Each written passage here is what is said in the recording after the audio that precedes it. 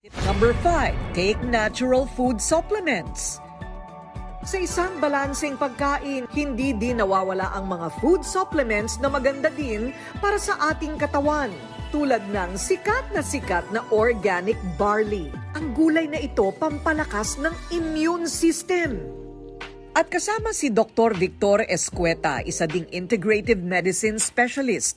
Ipinaliwanag niya ang kahalagahan ng barley sa katawan.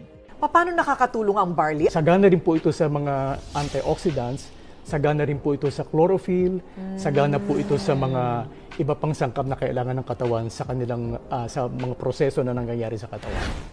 Ayon sa masusing pag-aaral ni Dr. Yoshihide Hagiwara ng Japan, ang barley mayroong 16 na mineral, 18 amino acid, 16 na vitamins at enzyme. Mainam din daw sa mga may sakit na cancer ang barley. Nakakatanggal din daw ito ng goiter. Gaya ni Asep Madridano na natanggal ang goiter at mga bukol sa liig tulong ng organic barley. So pinagtiisan mo, Asep, yung goiter mo ng gaano katagal? Way back 2008 po, meron na po akong goiter na for operation po, ma'am.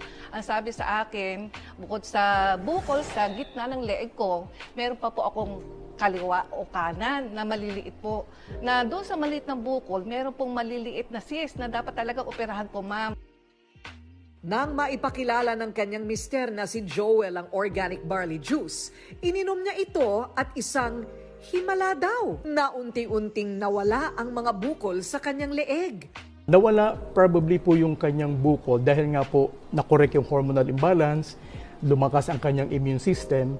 Kapag mahina po yung immune system ninyo, magkakaroon kayo ng pwedeng tumors, cancer, cyst, myoma, ang dami yung pwedeng maging problema sa katawan, lalo na sa mga babae.